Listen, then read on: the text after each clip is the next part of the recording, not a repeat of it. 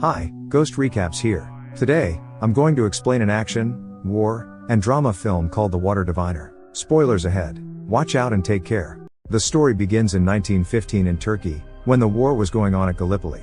Major Hassan is preparing for his final attack. Passing by his soldiers, he orders a child in his unit to bring his binoculars. As soon as the child is gone, the soldiers attack the enemies. The enemies start firing, and manage to kill some of them. Finally, they are able to reach their trench but discover that it is just a booby trap that enables the gun to fire. Eventually, after 7 months, the Australian and New Zealand Army Corps, also known as Anzac, retreated. And here the Ottoman Empire triumphed. 4 years after the Battle of Gallipoli, we are shown in northwestern Victoria, Australia, where we see a man named Joshua, who is also a farmer and water diviner. He used to find water in the ground using the dowsing method, as the place where he lived was a barren area, so he had to draw water from the ground. He is very happy when he finds water. He goes to his house at night, where his wife Eliza is cleaning the children's shoes. She tells Joshua that the children have gone to sleep but are waiting for you to listen to the story.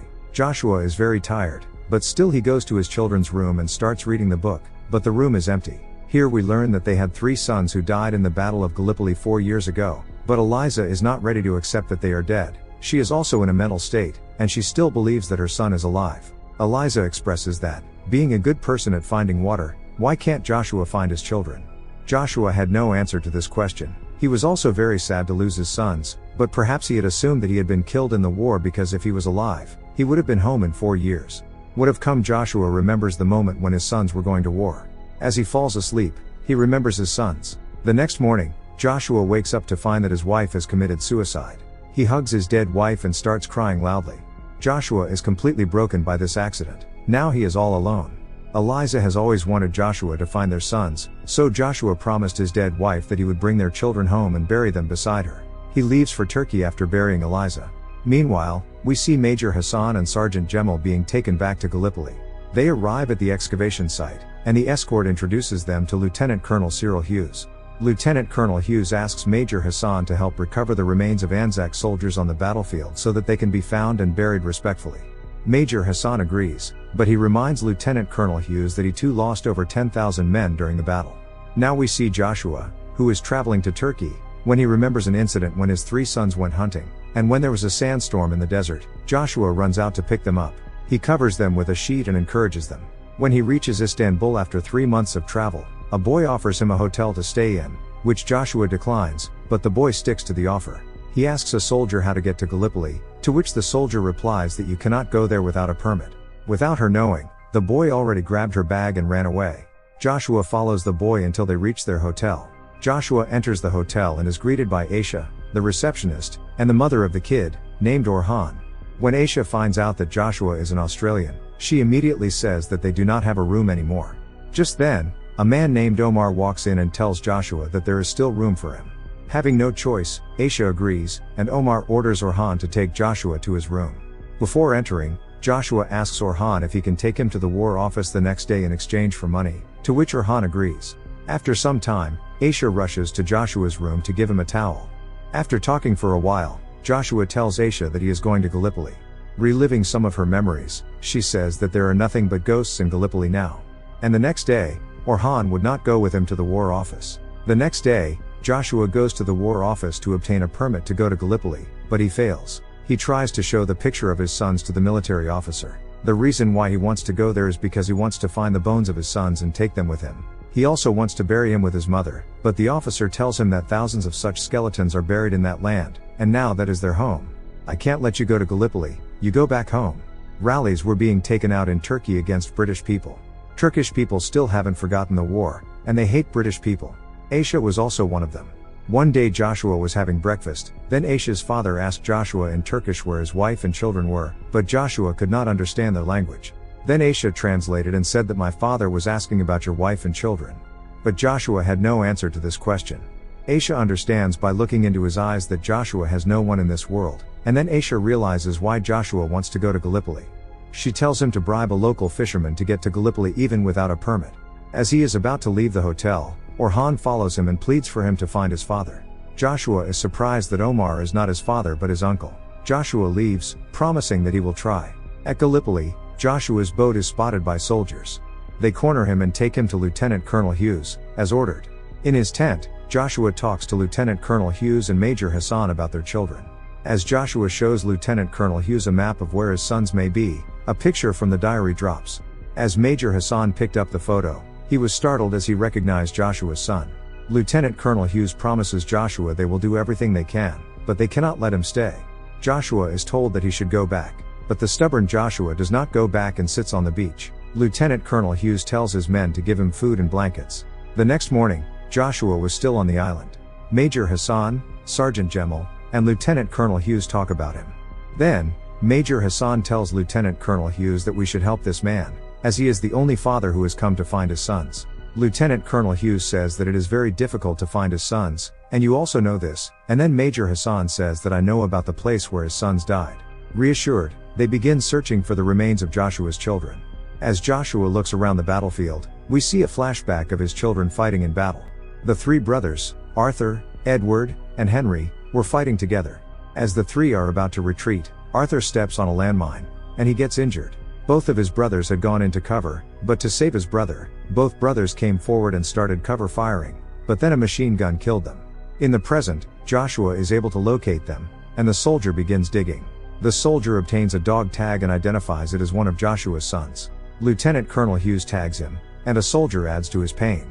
Saying that his son is dead because of Major Hassan, he attacks him but is stopped by Sergeant Gemel.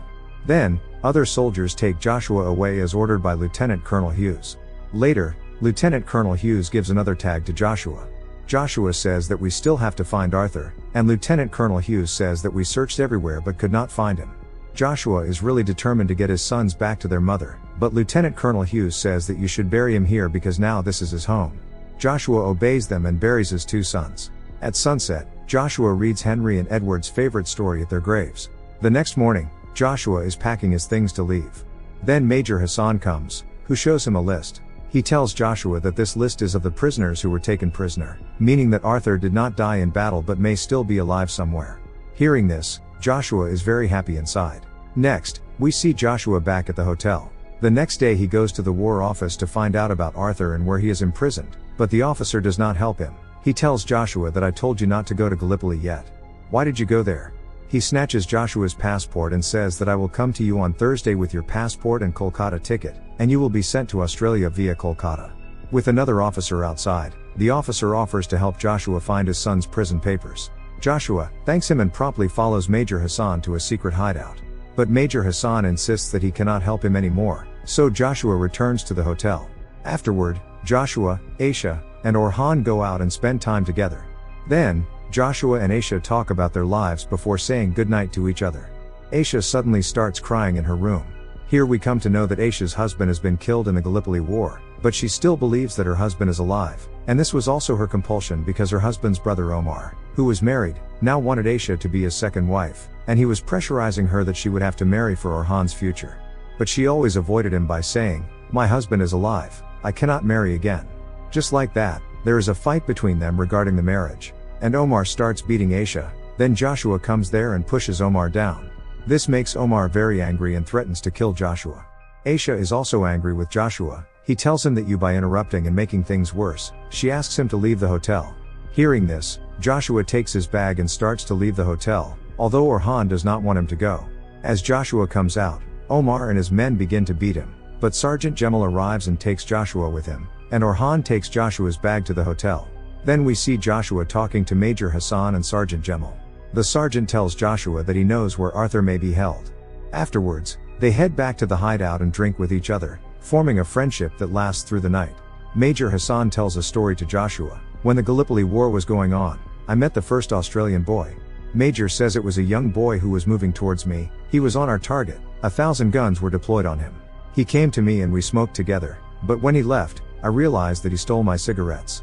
That night, Joshua goes back to the hotel to collect his bag, where Aisha apologizes to him and cooks food for him.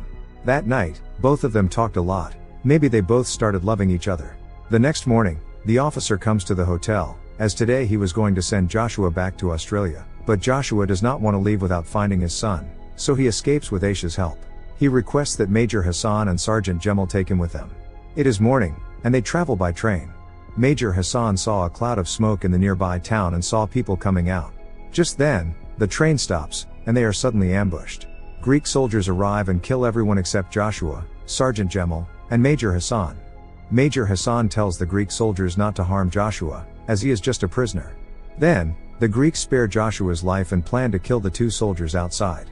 But Joshua saves them using a cricket bat, and a fight breaks out. Unfortunately, Sergeant Gemel dies in the struggle, but both are able to escape using horses. They stop for a while to rest the horse and drink water.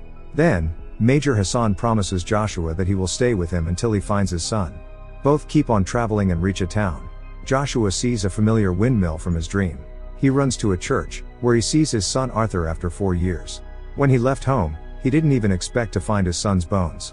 But luckily, one of his sons was standing in front of him alive, which can be a matter of happiness for a father. Joshua and his eldest son, Arthur, have a tearful reunion.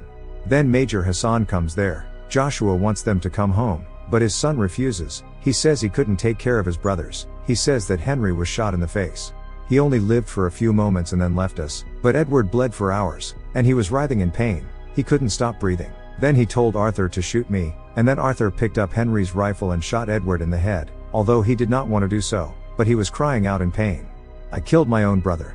That's why I don't want to come home. Joshua cries because of his son's reappraisal. But instead of blaming him, Joshua takes the blame and responsibility for letting his children go to war. Joshua tells her that your mother is no more, and I have no one in this world except you. I will not go home without you. Meanwhile, the sound of gunfire is heard nearby.